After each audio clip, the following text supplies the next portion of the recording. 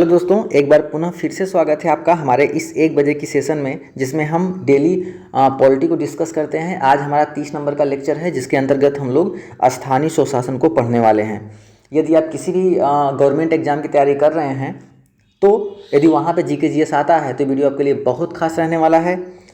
और इस वीडियो में बार बार कहता हूँ कि इस वीडियो का जो PDF है डिस्क्रिप्शन बॉक्स से आप डाउनलोड कर लिया कीजिए।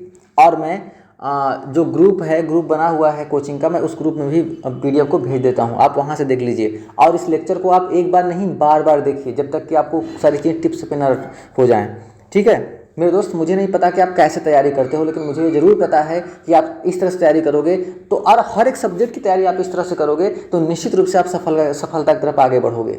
ठीक है, एक बार ज़रा सोचो ठीक कि क्या डिफरेंट है हमारे में, आप में। हम यहाँ पर हैं, आप वहाँ पर क्यों हैं, है ना। हो सकता है कुछ लोग तो ऐसे भी फ़ोन करते हैं कि सर मुझे 2012 का पास आउट है, पॉलिटेक्निक बीटेक 2012 का पास आउट हूँ, अभी तक गवर्नमेंट एग्जाम नहीं लगा, सिलेक्शन नहीं हुआ। तो रीज़न क्या है, रीज़न को यहाँ पे देखते हैं। कंफर्ट जोन से बाहर निकलना है। आज का मोटिवेशनल कोट,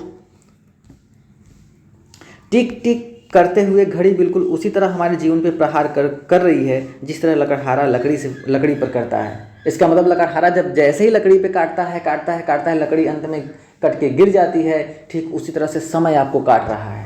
आप कहते हैं ना क्या कर रहे हो, कुछ नहीं, समय बीत रहा है।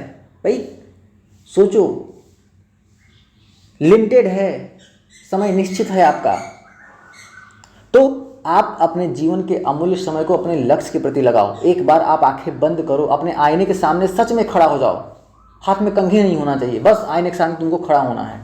खड़ा हो, उसमें देखो अपने आप को, सोचो कि आप यहाँ तक आए क्यों हो, इलाहाबाद क्यों गए हो, बनारस क्यों गए हो, दिल्ली क्यों गए हो, गाजियाबाद क्यों गए हो, लखनऊ क्यों गए हो, अपना घर वर छोड़ के आप वहाँ पे क्या करने गए हो, घर वाले क्या आपसे उम्मीद लगा के भेजे हैं।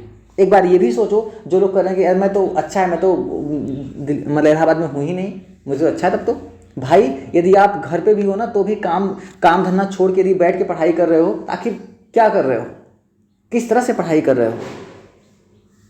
डू और डाई वाली बात होनी चाहिए, करो या मरो, तो आपको करना है। ठीक है, आप बिल्कुल, आपका वो परम कर्तव्य होना चाहिए कि मुझे अपना टाइम बिल्कुल पढ़ाई में 100% देना है। क्यों? क्योंकि मैं अपने घर में हाथ नहीं बटा रहा हूँ, मैं चुपचाप पढ़ाई कर रहा हूँ। समझ रहे हैं? तो टिक टिक करते हुए घड़ी पर ध्यान देना। और हाँ, एक बात और समझ लो, यदि आप आलथी पालथी मार के बैठ के पढ़ाई नहीं कर सकते ना, तो आप 8 घंटे खेत में काम भी नहीं कर सकते। आपसे कोई उम्मीद नहीं कर सकते हैं हम कि आप अपने भविष्य में जाकर के आप अपने परिवार के लिए, अपने घर के लिए, अपने समाज के लिए आप एक अच्छा नागरिक बनोगे। क्यों? क्योंकि आप कामचोर हो।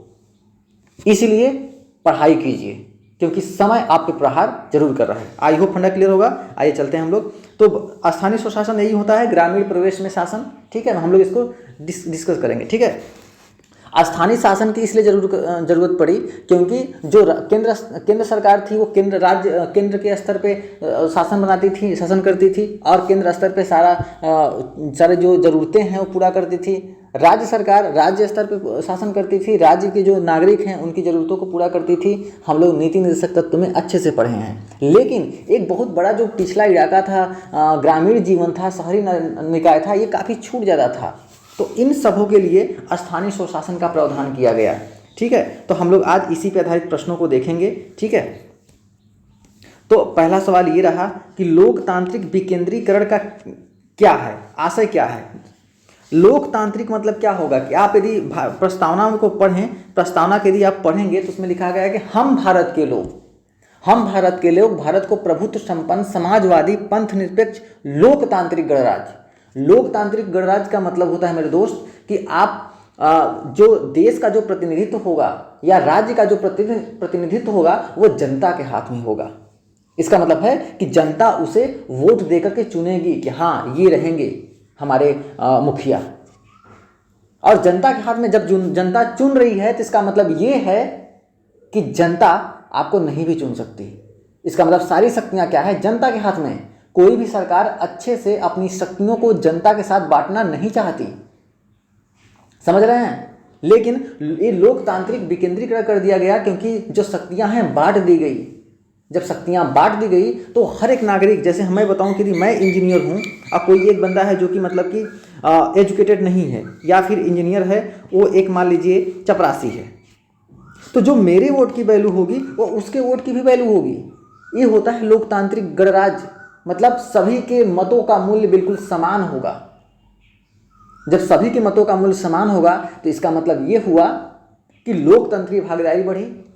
जब लोकतंत्र की भागीदारी बढ़ी तो लोकतंत्र की विकेंद्रीकरण कर दिया गया।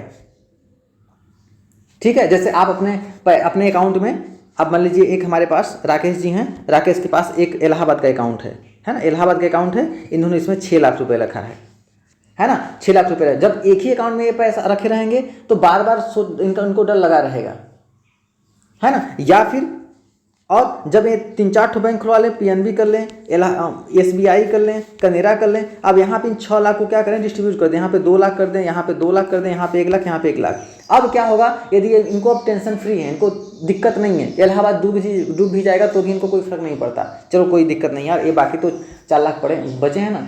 तो ये होता है लोकतांत्रिक गणराज्य का विकेंद्रीकरण। लोकतांत्रिक का विकेंद्रीकरण, तो लोकतांत्रिक के विकेंद्रीकरण में स्थानीय सरकार की भूमिका आई। किसकी आई?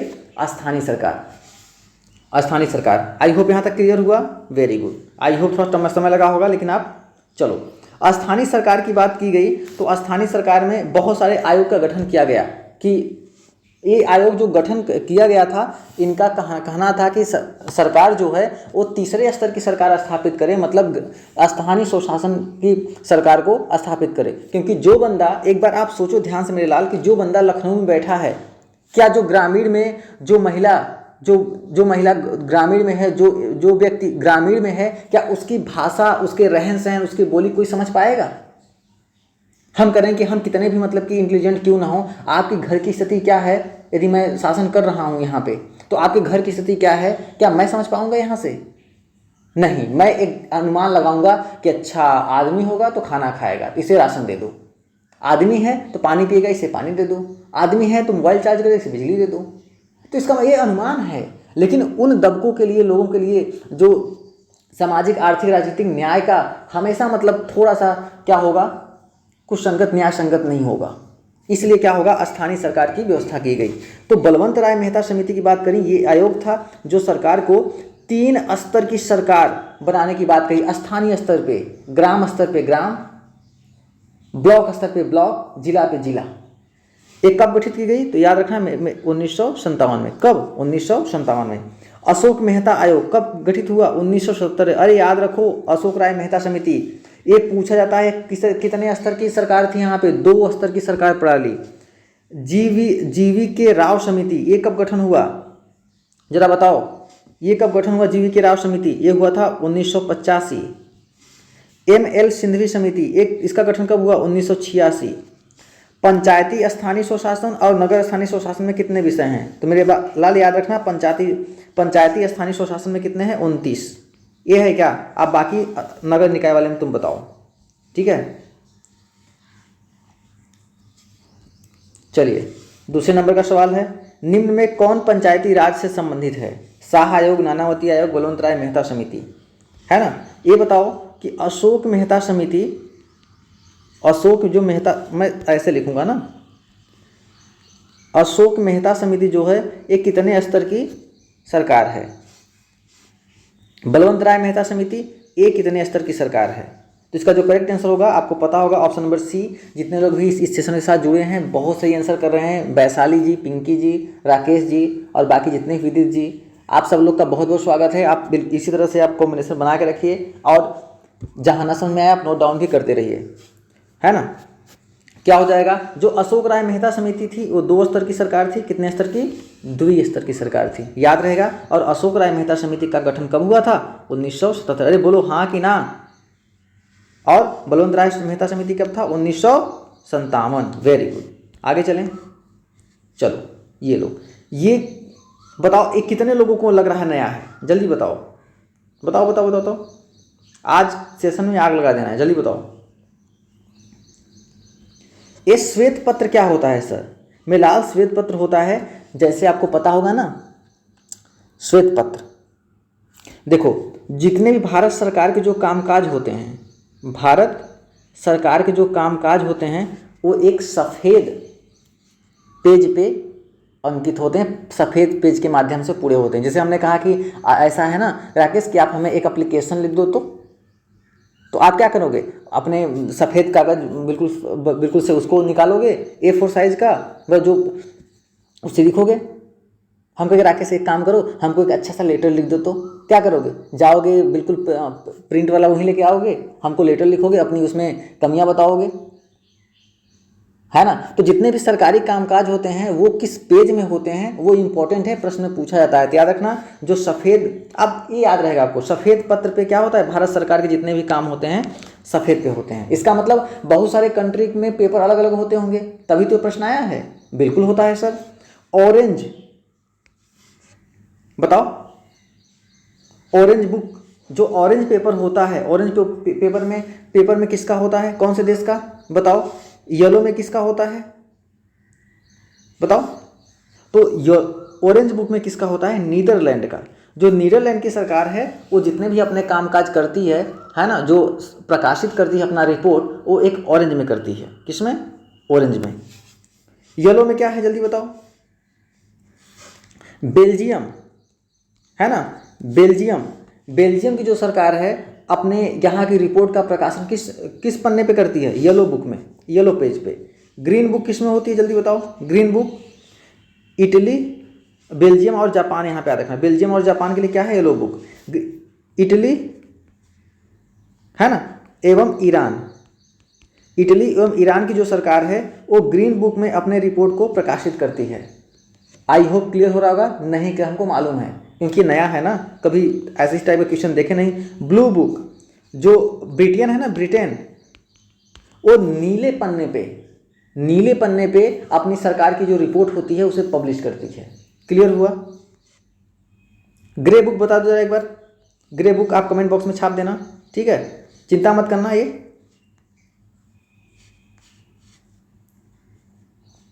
ये क्वेश्चन जल्दी बताइए। भारतीय संविधान में निम्नलिखित में से किस संविधान संशोधन के द्वारा पंचायती राज को संवैधानिक स्थिति प्राप्त हुई। पंचायती राज पूछा है, जल्दी बताओ।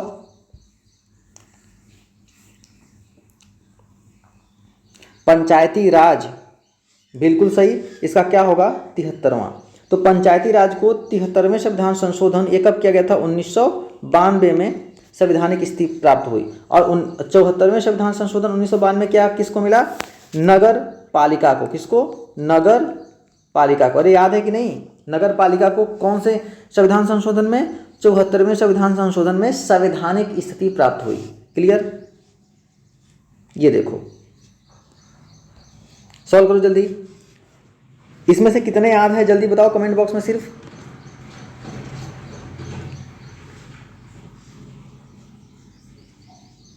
लोक निधि का अभिभावक किसे कहते हैं, लोक निधि का अभिभावक कहते हैं CAG, कंट्रोलर एडिटर जनरल, नियंत्रक एवं महालेखा परीक्षक। 21 अनुच्छेद में है 148। राज्य सरकार का कानूनी सलाहकार कौन होता है, महाधिवक्ता। कौन होता है, महाधिवक्ता। अनुच्छेद कितना है इसका, 165। अरे याद है कि नहीं, जल्दी बताओ। 165 महाधिवक्ता। केंद्रीय सूचना आयुक्त का कार्यकाल कितने वर्ष होता है, तो ये होता है 6 साल या फिर 62 साल, जो पहले हो जाए। भारत में सूचना का अधिकार कब पारित किया गया, तो 2 अक्टूबर पारित किया गया बोला है ना। तो जब पारित किया गया बोलेगा तो आप क्या करोगे, 15 जून 2005 RTI, राइट टू इन्फॉर्मेशन। या फिर इसे लागू कब कर दिया गया, इसे लागू किया गया 2 अक्टूबर 2005 को, गांधी जी के जन्मदिन के दिन, है ना। तो सूचना का अधिकार पारित कब हुआ था, 15 जून 2005। इस पे राष्ट्रपति ने साइन किया था और 2 अक्टूबर 2005 को इसे लागू कर दिया गया। और सूचना का अधिकार को अधिनियम कब बोलते हैं, 2005 को। भारत में लोकपाल एवं लोकायुक्त की स्थापना का सुझाव किसने दिया, तो ये दिया था प्रशासनिक आयोग ने, ठीक है। इस सवाल को सॉल्व कीजिए। 3 स्तरीय पंचायती राज में शामिल है, जल्दी बताओ। 3 स्तरीय पंचायती राज, द्विस्तरीय पंचायती राज में किसका था? वो अशोक मेहता का था, है ना। कब? 1977 का। तीन स्तरीय पंचायती राज क्या था? बलवंत राय मेहता समिति, बलवंत राय मेहता समिति त्रिस्तरीय। क्या क्या था? ग्राम स्तर, ब्लॉक स्तर, जिला स्तर। ऑप्शन नंबर सी क्या होगा? बिल्कुल से करेक्ट होगा। आई होप जितने लोग जुड़े हैं सर बिल्कुल सही है ना। ये क्वेश्चन है, स्थानीय स्वशासन से जितने सवाल बन सकते थे मैंने उसको यहाँ पे शामिल कर लिया है। और मैं बार बार पिछला रिकैप भी करवाते जा रहा हूँ ताकि आप मत भूलिए, ठीक है। नहीं आप भूल जाओगे, कहोगे नहीं सर मुझे याद है ना, आप भूल जाओगे, मुझे पता है, ठीक है। ठीक है, पता है तो बताओ क्या है इसमें, बताओ जल्दी बताओ। अभी बोले हैं आप ना कि पता है, बताओ। अनुच्छेद 200 यार जानते हो अनुच्छेद 200 में क्या है? अनुच्छेद 200 में है सर कि जो राज्यपाल है किसी भी विधेयक को, राज्यपाल किसी भी विधेयक को राष्ट्रपति के अनुमोदन के लिए संरक्षित रख सकता है। नहीं समझ में आया? राज्यपाल किसी भी विधेयक को राष्ट्रपति के लिए, राष्ट्रपति के अनुमोदन के लिए, अनुशंसा के लिए उस पर भेज सकता है। और अनुच्छेद 100 में क्या है? अनुच्छेद 100 में है लोकसभा के स्पीकर का निर्णायक मत। अब 100 का आधा कर दो 50। 50 में क्या है अनुच्छेद? कार्यपालिका का न्यायपालिका से पृथक्करण, अलगाव। भारत का सर्वोच्च न्यायालय किस अनुच्छेद में है? ये है 124 में। अच्छा तो 123 में क्या है? 123 में है राष्ट्रपति अध्यादेश जारी करता है। 9 में क्या है? 9 में है ग्राम पंचायत या पंचायती राज। 9 में क्या है? पंचायती राज। 9A में क्या है? नगर पालिका। क्या है? नगर पालिका। ये क्या है? भाग 9 में क्या है? भाग में 9 में है पंचायतें। भाग 9A में क्या है? नगर पालिका। भाग 9B में क्या है? सहकारी समितियां। रट लो, पूछा जाता है पेपर में, हल्के मत लेना, नहीं गलती करके चले आओगे वहां पे, बस ABCD कहोगे, जय माता दी बस टिक करके चले आओगे यहाँ के बैठ के बस। तो इसे याद कर लीजिए। जनगणना, रेल, नागरिकता किस सूची का विषय है? अरे याद करो, हमने बताया था 3 प्रकार की सूचियां हैं, संघ सूची, राज्य सूची, समवर्ती सूची। तो जनगणना, रेल, नागरिकता, है ना। भले जनगणना भूल जाओ, नागरिकता, लेकिन रेल याद रखना, रेल केंद्र सरकार चलाती है ना। रेल केंद्र सरकार, बिजली विभाग राज्य सरकार चलाती है। तो एक इस क्या होगा? संघ सूची। केंद्र बोले तो संघ। पुलिस, कारागार, सार्वजनिक व्यवस्था, भूमि सुधार, कृषि, ये कौन देखता है? ये भाई राज्य सूची का विषय है। किसका? राज्य सूची का। याद कर लेना कि समवर्ती सूची में क्या है ना, संघ सूची में क्या है, राज्य सूची में क्या है। और याद नहीं करना चाहते चुपचाप से सेशन देख लो, है ना। आपको मैं इतनी बार प्रैक्टिस करवा दूंगा आपको याद हो जाएगा, है ना, चिंता मत करना। चलिए नेक्स्ट क्वेश्चन। पंचायती राज प्रणाली किनके 2 राज्यों के बीच लागू की गई थी? पंचायती राज प्रणाली पहले किन 2 राज्यों के बीच में लागू की गई थी? तो याद रखना, सबसे पहले जो लागू किया गया था ना पंचायती राज, वो 1957 में सबसे पहले लागू किया था नागौर में। कहाँ पे? नागौर। ये कहाँ पड़ता है सर? ये पड़ता है तो राजस्थान में। और तो राजस्थान और महाराष्ट्र, अरे आंध्र प्रदेश। ठीक है, यहाँ तक क्लियर हुआ? बोलो हाँ ना, यहाँ तक क्लियर हुआ कि नहीं? ठीक है, आगे चलें। अच्छा यहीं से एक चीज़ याद बता दो हमको आपको हम पढ़ा चुके हैं, जल्दी बताओ। सिक्किम, या मैं डायग्राम बना लूँ क्या? ठीक है, डायग्राम ही बना लेता हूँ। ये लो,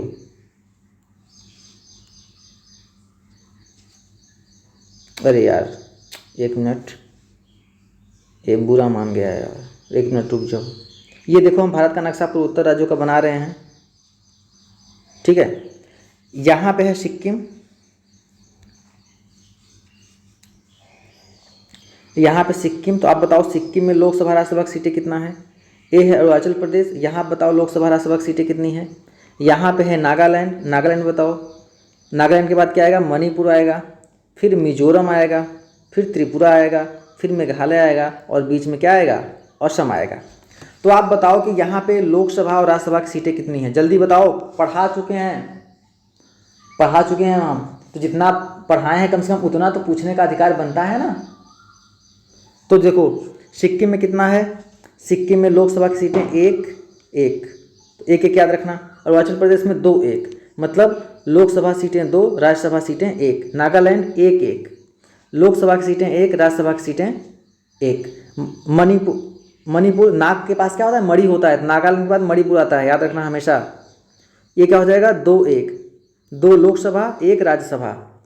मिजोरम 1 1, लोकसभा 1 राज्यसभा 1। त्रिपुरा 2 1, लोकसभा 2 राज्यसभा 1। मेघालय 2 1, लोकसभा 2 राज्यसभा 1। असम 7 2, लोकसभा 7 राज्यसभा 2। तो आप देख सकते हैं 1 1 2 1 1 1 2 1 1 1 2 1 2 1 7 2। तो ये आप याद रखना, बड़ी इंपॉर्टेंट है, स्क्रीनशॉट ले सकते हैं आप, ठीक है। ये देखो आ गया, जल्दी बताइए अब।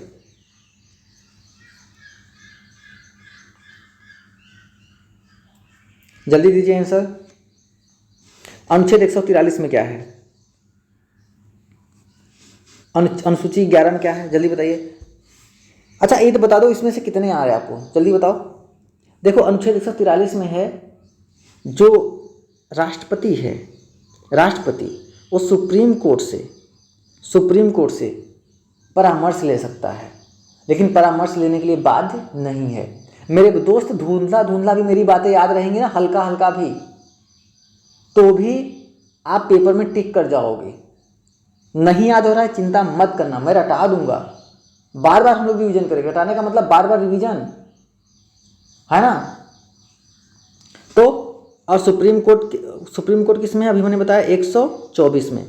और सुप्रीम कोर्ट के जो जज होते हैं उनका संरचना कितना होता है, 33+1, ठीक है। और जो सुप्रीम कोर्ट का जो न्यायाधीश होते हैं कितने वर्ष में रिटायर होते हैं, 65। सुप्रीम कोर्ट को एक अभिलेख न्यायालय बोला जाता है, किस अनुच्छेद के तहत, 129, ठीक। इतनी बातें याद रखना। और सुप्रीम कोर्ट और हाई कोर्ट कितने प्रकार की रीट जारी करते हैं, 5 प्रकार की रीट, ठीक है। हाई कोर्ट, सुप्रीम कोर्ट किस संविधान किस अनुच्छेद के तहत, 32। High court 226। यहाँ तक क्लियर हुआ कि नहीं, अरे बोलो हाँ कि ना। मेरा चिंटू सब याद कर लेता है, एक बार आप भी याद कर लिया करो, है ना। बैठा है सामने मेरा चिंटू। चलो चिंटू बताओ अनुसूची 11 में क्या है। देखो बोल रहा है सर इसमें है पंचायतें, 12 में क्या है, नगर पालिका। Very good. 11 कौन से संविधान संशोधन के तहत जोड़ा गया अनुसूची, अच्छा ठीक 73 वेरी गुड। अब 12 बताओ, 74 देखो याद है इसको। अनुसूची 153 154 155 156 अनुच्छेद में क्या है, 153 में है राज्यपाल, 154 में है राज्यपाल का अधिकार, राज्यपाल कितना पावरफुल होगा, 155 में है उसका निर्वाचन, ऐसा है क्या, नियुक्ति, 156 में है उसका कार्यकाल। आई होप क्लियर होगा यहाँ तक। और 157 में क्या है, योग्यता। और एक बात बताओ, राज्यपाल की योग्यता के लिए कितना उम्र चाहिए बताओ, 35 साल होना चाहिए कम से कम। राष्ट्रपति के लिए 35 साल होना चाहिए। Very good. जनगणना रेल नागरिकता किस सूची का विषय है, भैया ये तो संघ सूची का विषय है। 100 में क्या है, लोकसभा स्पीकर निर्णायक मत जब देता है तो अनुच्छेद 100 के तहत देता है। आगे चलें, इंपॉर्टेंट प्रश्न है। नगर निगम का मुख्य कौन होता है, जैसे आपका ग्राम का मुख्य कौन होता है, गांव का, कहोगे सर ग्राम प्रधान होता है। इसमें ग्राम प्रधान कौन है, मेरा श्री श्री श्री श्री 108 चिंटू, ये ग्राम प्रधान है ना। ये और कहाँ का, फुलेरा गांव का, ठीक है, याद रखना। नगर निगम का मुख्य कौन होता है, ये महापौर होता है। कौन होता है, महापौर। ये बात आप याद रखना, पेपर में आता है मेरे दोस्त, कौन होता है, महापौर, ठीक है। प्रधानमंत्री जो कार्यपालिका होता है, कार्यपालिका का क्या होता है, वास्तविक प्रमुख होता है, वास्तविक प्रमुख होता है ना, वास्तविक बोले तो रियल। राज्यपाल क्या होता है, कार्यपालिका का, राज्य की कार्यपालिका का प्रमुख होता है, नाम मात्र का। और राज्य के सारे काम किसके नाम पे माने जाते हैं, वो माने जाते हैं राज्यपाल के नाम पर। संघ के, केंद्र के कोई भी कार्य जितने भी राष्ट्रीय स्तर पर होता है किसके नाम पे माने जाते हैं, वो होता है राष्ट्रपति के नाम पे। कर्ता कौन है? प्रधानमंत्री। इसी तरह से राज्य में सबसे ज़्यादा एक्टिव, सबसे ज़्यादा आप टीवी चैनल पे किसको देखते हैं? मुख्यमंत्री। लेकिन सारे काम किसके नाम पे माने जाते हैं? राज्यपाल। राज्यपाल को कभी देखे हो टीवी में? बहुत कम देखे होंगे।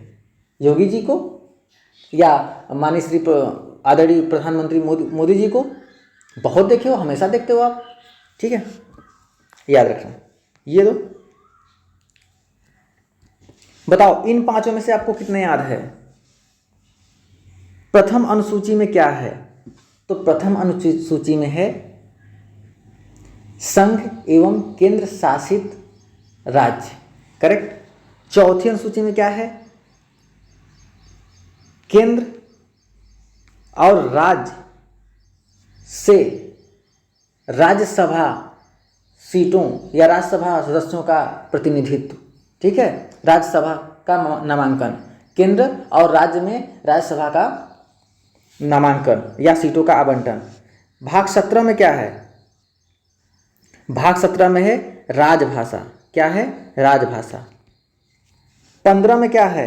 15 में है निर्वाचन आयोग। क्या है? निर्वाचन आयोग। अनुच्छेद 324 से 329। क्लियर हुआ? पांचवी अनुसूची में क्या है? अनुसूचित क्षेत्र, अनुसूचित जनजाति क्षेत्रों में शासन व्यवस्था या नियंत्रण। एक बार फिर से, पांचवी में क्या है? अनुसूचित क्षेत्र एवं अनुसूचित जनजाति क्षेत्रों में शासन व्यवस्था एवं नियंत्रण, प्रशासनिक। छठवीं अनुसूची बहुत ज़्यादा इंपॉर्टेंट है ना? छठवीं अनुसूची बहुत ज़्यादा इंपॉर्टेंट है। क्यों? क्योंकि छठवीं अनुसूची में क्या है? असम, मेघालय, मणिपुर, त्रिपुरा, जो पूर्वोत्तर राज्य हैं, इनके जनजाति जो क्षेत्र है, जनजाति क्षेत्रों में शासन एवं नियंत्रण किसमें है? छठवीं अनुसूची में। बहुत ज़्यादा इंपॉर्टेंट है। सोच लो कि भारत के कितने भी राज्य हैं, लेकिन सब राज्यों का मेंशन नहीं किया गया, लेकिन विशेषली स्पेशली इन राज्यों को मेंशन किया गया। इसका मतलब कि इंपॉर्टेंट है तभी ना। तो याद रखना, असम, मेघालय, मणिपुर, त्रिपुरा में जो जनजाति रह रही है उनके लिए प्रशासन एवं नियंत्रण। क्लियर हुआ? ठीक। भारत में प्रत्यक्ष लोकतंत्र का कौन सा उदाहरण है? जल्दी बताइए, भारत में प्रत्यक्ष लोकतंत्र का कौन सा उदाहरण है? और एक बात और बताओ हमें आप कि अमेरिका से क्या क्या लिया गया है? जल्दी बताओ। साथ ही साथ में बताओ कि रूस से क्या लिया गया है? रसिया। और बताओ आप ऑस्ट्रेलिया से क्या लिया गया है? ये भी बताओ। और साथ ही साथ में आप हमें ये बता दो बस एक चीज़, और वो कि जर्मनी से क्या लिया गया है। हुआ ना क्वेश्चन? जल्दी बताओ, क्योंकि अब पॉलिटी हमारी खत्म होने वाली है। कुछ ही लेक्चर में पॉलिटी खत्म हो जाएगा, फिर सब भूल जाओगे। ठीक है, चिंता मत करो, बीच बीच में रिकैप लाते रहेंगे। अब अगला कौन सा सब्जेक्ट शुरू होगा आप मुझे बताना कि सर अगला कौन सा सब्जेक्ट, हिस्ट्री शुरू करें या ज्योग्राफी या इकोनॉमिक्स? जल्दी बताओ। इसका जो करेक्ट आंसर होगा हमारे पास ग्राम सभा। अमेरिका से देखो क्या लिया गया है? प्रस्तावना लिया गया है, मतलब पी। मौलिक अधिकार लिया गया है, फंडामेंटल राइट्स। महाभियोग लिया गया है। उच्च न्यायालय में न्यायालय व्यवस्था लिया गया है। वित्तीय आपातकाल लिया गया, फाइनेंशियल इमरजेंसी। रसिया से क्या लिया गया है? फंडामेंटल ड्यूटी, मौलिक कर्तव्य। ऑस्ट्रेलिया से क्या लिया गया है? समवर्ती सूची। जर्मनी से क्या लिया गया है? आपातकाल। ठीक है। आयरलैंड से क्या लिया गया है? राज्य के नीति निषेध के तत्व। क्लियर हुआ कि नहीं? Very good. चले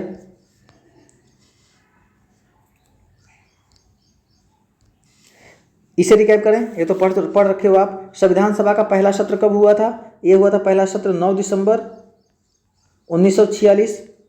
अस्थायी अध्यक्ष बने थे, कौन थे वो? डॉक्टर सच्चिदानंद सिन्हा, है ना।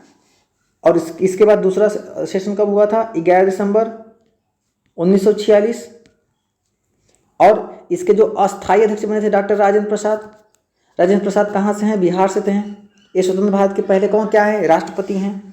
संविधान सभा में कुल सदस्यों की संख्या कितनी थी? ये 389 थी। संविधान सभा में महिला सदस्यों की संख्या कितनी थी? 15 थी। ठीक है। संविधान सभा का गठन कब किया गया था? ये किया गया था 1946 में। याद है कि नहीं? अरे बिल्कुल याद है। कैबिनेट मिशन ब्रिटिश संसद में स्वतंत्रता अधिनियम कब पारित किया गया था? ये 18 जुलाई को ब्रिटिश संसद में 1 मिनट, 4 जुलाई को ब्रिटिश संसद में पेश किया गया था और 18 जुलाई, है ना, 18 जुलाई 1947 को क्या कर दिया गया था, पारित कर दिया गया था। तो जुलाई 1947, है ना, तभी तो पारित ब्रिटिश संसद में 18 जुलाई 1947 को भारतीय स्वतंत्रता अधिनियम पारित हो गया था, इसलिए 15 अगस्त को लागू कर दिया गया। जरा सोचो कि यार जुलाई के बाद अगस्त आने में कितना देर है, 18 जुलाई को पारित हो गया, बस हो गया काम। ठीक है, तो इन सब बातों का आप याद रखना। अच्छा एक और है, ठीक है, कोई नहीं। संविधान सभा में अस्थायी सदस्य कौन थे? डॉक्टर सच्चिदानंद सिन्हा, क्योंकि सबसे बुजुर्ग थे। संविधान सभा में अस्थायी अध्यक्ष कौन थे? तो ये थे डॉक्टर राजेंद्र प्रसाद। कहाँ से थे? बिहार से थे। संविधान सभा में कुल सदस्यों की संख्या कितनी थी? 389। फिर आ गया क्या? महिला सदस्य 15। और तुम बताओ कमेंट बॉक्स में छाप के कि SC ST से कितने सदस्य थे।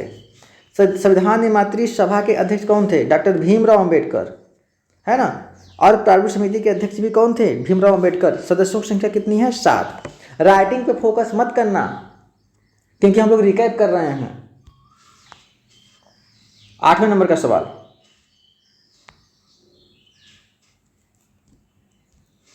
पंचायती राज व्यवस्था में स्थानीय सरकार की क्या संरचना है? 4 स्तरीय नहीं। आपको पता होगा कि 1957 में नागौर राजस्थान में सबसे पहले पंचायती राज व्यवस्था की शुरुआत की गई। वो भी कौन सी स्तरीय थी? 3 स्तरीय। तो ऑप्शन नंबर बी क्या हो जाएगा? करेक्ट हो जाएगा, 3 स्तरीय संरचना। गांव, ब्लॉक, जिला। आप अपने गांव में देखना यार, गांव होगा, फिर ब्लॉक होगा, फिर उसके बाद जिला होगा। द्विस्तरीय में क्या होता है? गांव, ब्लॉक होता है। लेकिन द्विस्तरीय का प्रारूप किसने दिया था? अशोक राय मेहता समिति ने। कब? 1977 में। लेकिन त्रिस्तरीय किसने दिया था? बलवंत राय मेहता समिति ने। Correct, very good.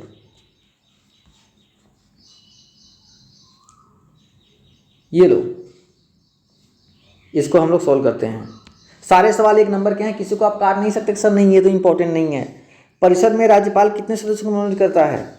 Vidhan Parishad में कितने? 1/3। अब सवाल उठता है कि संसद में राष्ट्रपति लोकसभा राज्यसभा में कुल कितने सदस्यों को नामांकन करता है? तो लोकसभा में करता है 2, राज्यसभा में करता है कितना? 12। टोटल कितना करता है? 14।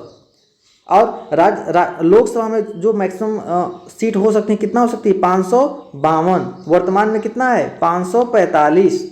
राज्यसभा में कितनी सीटें होती हैं अधिकतम? 250। सबसे अधिकतम लोकसभा राज्यसभा सीटें कहाँ हैं? अपने उत्तर प्रदेश में, हमारे उत्तर प्रदेश में। ठीक है, कितना? 80 लोकसभा, 31 राज्यसभा।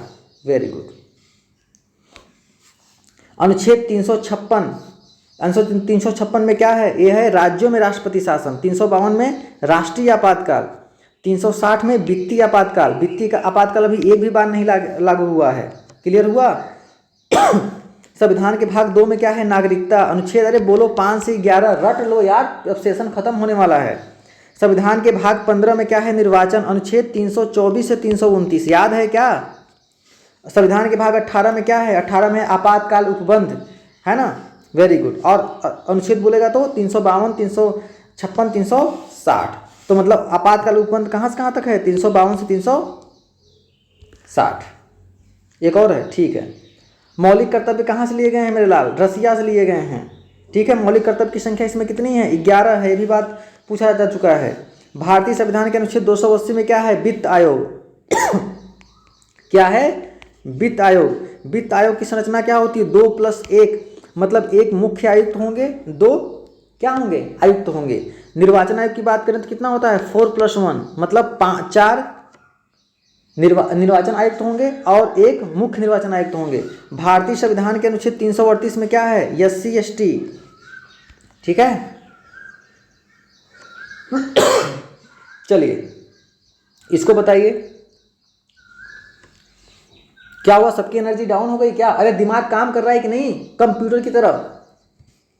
9, निम्नलिखित में किस संविधान संशोधन के द्वारा शहरी स्थानीय निकाय की स्थापना की गई? बहुत ज्यादा इंपॉर्टेंट हो गया है, तो है ना। चलिए, चलो राकेश, पिंकी, वैशाली और जितने लोग जुड़े हैं सब लोग, विदित जी, सब लोग आप ये बताओ कि प्रथम संविधान संशोधन कब किया गया था? जल्दी बताइए, प्रथम संविधान संशोधन कब किया गया था? Please give me answer. With in 10 second, please hurry up. तो ये किया गया था कब? 1951 में, ठीक है, याद रहेगा। क्यों? क्योंकि 1951 में जब संविधान संशोधन किया गया तो भूमि सुधार को चुनौती दी गई और 9वीं अनुसूची हमारी जोड़ी गई, ठीक है।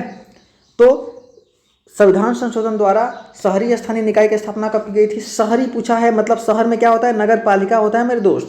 74वां संविधान संशोधन। 73वें में क्या है? पंचायती राज। 69वें में क्या था कि डीएमआरसी जी हम दे रहे थे ना, तो इनमें क्या था कि जो राष्ट्रीय राजधानी क्षेत्र है उसे दिल्ली को घोषित कर दिया गया। मतलब कि 69वें संविधान संशोधन के द्वारा दिल्ली को राष्ट्रीय राजधानी क्षेत्र घोषित कर दिया गया। करेक्ट, बहुत बढ़िया।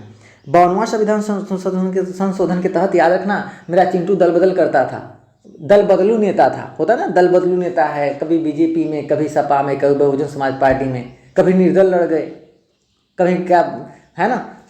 तो दल बदलू नेता के लिए एक प्रावधान लाया गया 52वां संविधान संशोधन 1985 में कि कोई भी यदि चिंटू यदि हमारा बहुजन समाज पार्टी का है तो वो यदि बहुजन समाज पार्टी में विधायक है और जब विधायक है तभी वो दूसरे पार्टी में जाएगा तो उसकी विधायकी खत्म। मेरा चिंटू का ये कौन सी बात हो गई है? तो ये आप याद रखना। ये देखो, इसे जल्दी से रिकैप कर लीजिए आप, जल्दी से रिकैप करिए। केंद्रीय अन्वेषण ब्यूरो सीबीआई की स्थापना कब हुई थी मेरे लाल? जल्दी बताओ। 1964। अरे हाँ कि ना? केंद्रीय सतर्कता आयोग की स्थापना कब हुई थी? 1963। Very good. भ्रष्टाचार निवारक कानून कब बना? 1988 में बना। ईडी प्रवर्तन निदेशालय की स्थापना कब की गई? सन 2000 में की गई।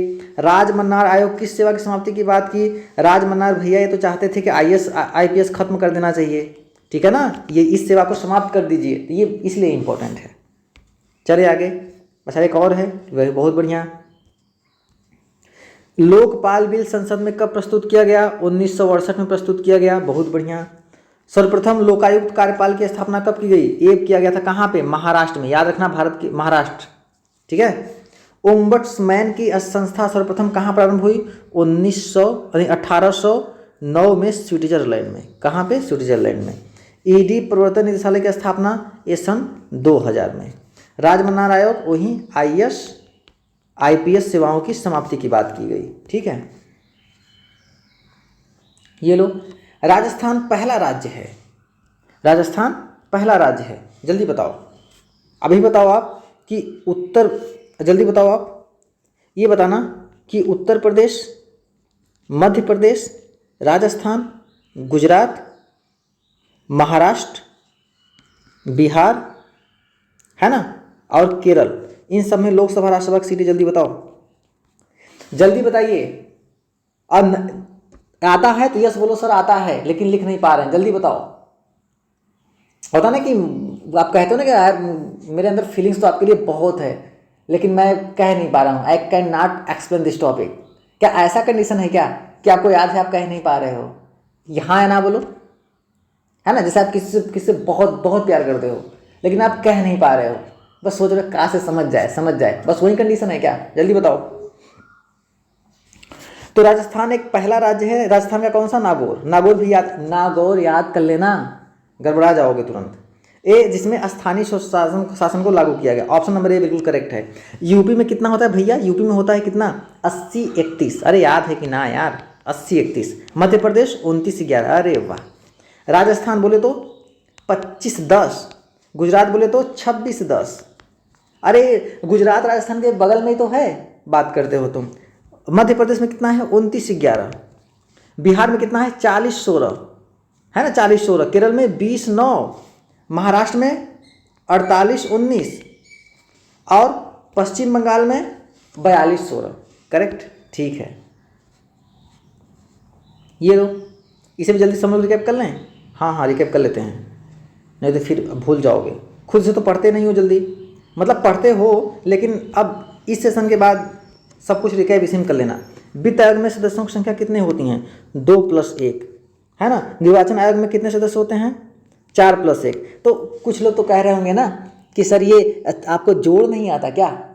2+1 मतलब कितना, 3 नहीं लिख सकते हैं क्या मेरे लाल? अभी तो मैथ तो इतनी आती है ना कि इसको हम कम से कम 4 बार समाकलन करके 3 बार अवकलन कर दें, तब जाके उसमें मेंसुरेशन को लगाएं, तब जाके इसका करंट, इसका क्षेत्रफल निकल आएगा। लेकिन आपको याद रखना है 2+1 का मतलब ये है कि 2 आयुक्त होंगे, एक मुख्य आयुक्त होगा, इसलिए मैं जोड़ के 3 नहीं लिख रहा हूँ, है ना। और यहाँ पे 4 आयुक्त होंगे और एक मुख्य आयुक्त है, इसलिए मैं जोड़ के 5 नहीं लिख रहा हूँ। ठीक है, इस बात को समझ गए आप? बोलो हाँ ना, बहुत बढ़िया। 10वें वित्त आयोग में के अनुसार राज्य को वितरण योग्य संसाधन का कितना % प्राप्त होगा? भाई ये तो 29% प्राप्त होगा। 14वें वित्त आयोग में कितना % प्राप्त होगा? 42%। लेकिन 15वें में 41%। क्यों? 1% जम्मू कश्मीर को चला गया। अरे यस या नो बोलो। हाँ सर याद है लेकिन लिख नहीं पा रहे हैं, जल्दी बताओ। अरे यार ठीक ठीक ठीक ठीक, कोई बात नहीं कोई बात नहीं। यूपीएससी के अध्यक्ष की नियुक्ति कौन करता है? भाई राष्ट्रपति करता है। 315 में क्या है? यूपीएससी है। 317 में क्या है? जो यूपीएससी के सदस्य एक चिंटू बना था एक बार, है ना, आज से 200 300 2000 3000 करोड़ साल पहले, है ना, जब उस समय जब यूपीएससी का वो अध्यक्ष बना था ना, बहुत करप्ट था। आज के 300 करोड़ साल पहले क्या कहा कि भाई ठीक है, वो बोले नहीं मैं मुझे आईएएस बनाओ। चिंटू का ठीक है आओ आओ बन जाओ आईएएस।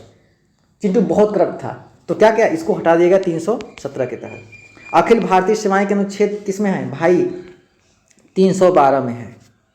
संघ लोक सेवा आयोग क्या है? एक संवैधानिक निकाय है, स्टेचुरी बॉडी है ना, कॉन्स्टिट्यूशनल बॉडी है। करेक्ट, बहुत बढ़िया। ये देखिए जल्दी बताइए आप, निम्नलिखित में से भारतीय राज्यों में त्रिस्तरीय पंचायती राज सबसे पहले कहाँ लागू की? त्रिस्तरीय आएगा ना तुरंत। आज के दिन की ये स्थानीय स्वशासन का ये लास्ट सेशन है, ठीक है ना, एक ही सेशन में पूरा खत्म हो गया है। तो त्रिस्तरीय की बात की गई तो याद रखना बलवंत राय मेहता समिति, कब? 1957। अरे याद करो। 2 स्तरीय की बात करें तो अशोक राय मेहता समिति, कब? 1977। अरे वाह याद हो गया। इसका जो करेक्ट आंसर होगा हमारे पास राजस्थान। कौन सा गांव? नागौर। ठीक है, कौन सा? नागौर। ठीक है। बिहार में कितने लोकसभा राज्यसभा सीटें? 40-16। अरे जो याद आता है सब याद करो। वाल्मीकि नेशनल पार्क कहाँ है बताओ? उत्तर प्रदेश में कितना है? 80-31। लिंक करो link. Madhya Pradesh 29-11। National park की बात करें तो बांधवगढ़, माधा, पन्ना, पेंच, फोसिल, सतपुड़ा, वन विहार, ये सब कहाँ हैं? सब मध्य प्रदेश में नेशनल पार्क। कैसे? एक फ्लो में। माधवगढ़, बांधव, पन्ना, पेंच, फोसिल, सतपुड़ा, वन विहार, ये सब कहाँ पे हैं? सब मध्य प्रदेश में है। जैसे हम कहें असम में की बात करें कि काजीरंगा, मानस, नामेरी, डिब्रूगढ़, साइखोवा, ओरंग, देही, पटकई, ये सब कहाँ नेशनल पार्क हैं? सब असम में है। तो इस तरह से आपको पूरा लिंक करना है, मैं याद करवा दूंगा। ठीक है, चलो आगे। अभी यहाँ पे इसके पॉलिटी डिस्कस करेंगे। ये लो,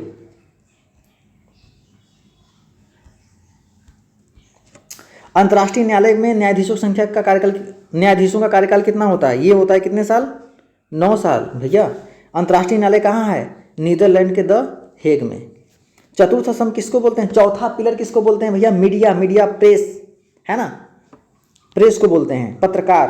पॉलिटिक्स इन इंडिया किसकी पुस्तक है? रंजना कोठारी मैडम की है ये पुस्तक। बंधुआ मजदूर उन्मूलन, है ना, एक लोग पता नहीं हमारे चिंटू को किडनैप कर लिया गया था, कब तुम बस काम करो, बस तुमको हम खाने के लिए देंगे, पैसा नहीं देंगे। ये उन्मूलन कर दिया गया 1974 1975 में, तब जाकर उसको छुड़ा के लाए। इस समय देखो खुश है, काम करता है, पैसा पाता है। ठीक है, 12 नंबर का क्वेश्चन जल्दी बताओ। निम्नलिखित में कौन सा कार्य ग्राम पंचायत का प्रशासनिक कार्य नहीं है? जल्दी बताइए, इंपॉर्टेंट है। मतलब ग्राम पंचायत का कौन सा काम नहीं है, जल्दी बताओ। ठीक है, स्वच्छता तथा पौधारोपण करना बिल्कुल है।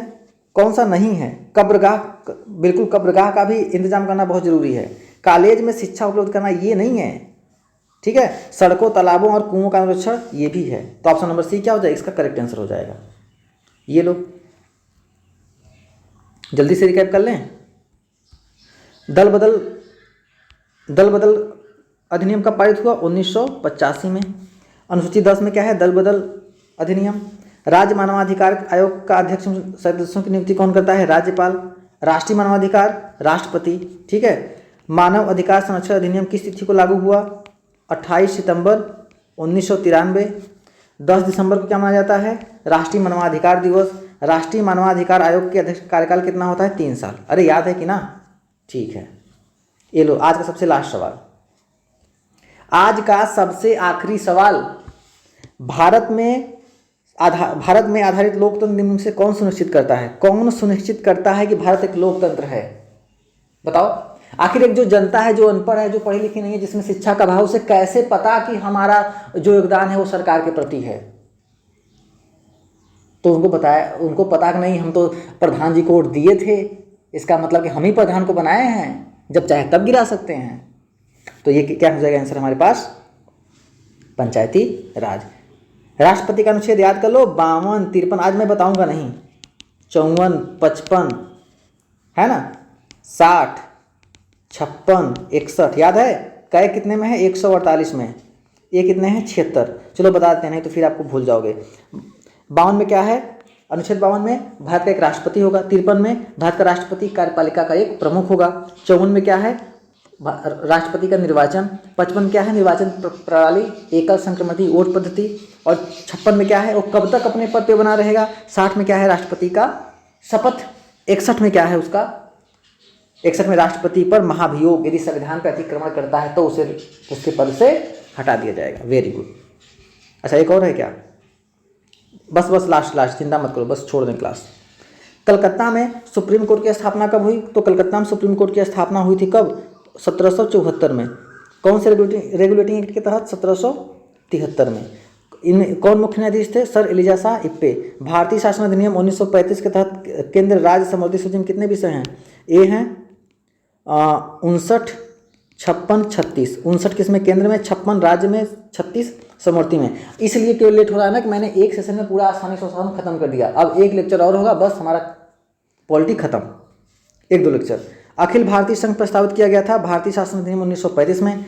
भारत शासन अधिनियम 1919 के किस नाम से जाना जाता है? वो जाना जाता है मॉन्टेग्यू चेम्सफोर्ड अधिनियम। आई होप यहाँ तक क्लियर होगा। ठीक है, तो आज हमारा सेशन यहीं पे खत्म होता है। बहुत बहुत धन्यवाद, आप मेरे साथ जुड़े रहे। और ये आप गर्मियाँ शुरू हो गई हैं, आप नींबू और गाजर खाते रहिए, अपने आप को एनर्जेटिक फील करते रहिए, और पानी में नींबू निचोड़ के करेंगे तो आपको आलस नहीं आएगा, नहीं तो आप रात में भी सोओगे और दिन में भी सोओगे। ठीक है, तो इसलिए मैंने इसको लास्ट में ऐड कर दिया। और साथ ही साथ में ये बात याद रखना, अब अभी हम लोग का 4 से 5 लेक्चर और होगा, हो सकता है 10 भी हो सकता है। इसके बाद हमारा पोल्ट्री खत्म हो जाएगा। तो आप ये बताना कि जो अगला जो सेशन होगा, अगला जो सब्जेक्ट हम ज्योग्राफी स्टार्ट करने वाले हैं, है ना, तो ज्योग्राफी भी स्टार्ट होने वाली है, साइंस भी स्टार्ट होने वाला है, हिस्ट्री भी स्टार्ट होने वाला है। तो 3 एक साथ हम लोग बैक टू बैक लेके चलेंगे, तो हम लोग का सब्जेक्ट अच्छे से कवर हो जाएगा। और साथ ही साथ हम लोग मॉक टेस्ट भी आपको जल्द ही बना के मिल जाएगा, है ना। एप्लीकेशन में देख रहा हूँ, उसके बाद आपकी तैयारी बिल्कुल बेहतर होगी। आप PDF डाउनलोड करके आप वो प्रैक्टिस करते रहिए। तो आज के लिए बस इतना ही। Okay, thank you, take care, bye bye, खुश रहिए।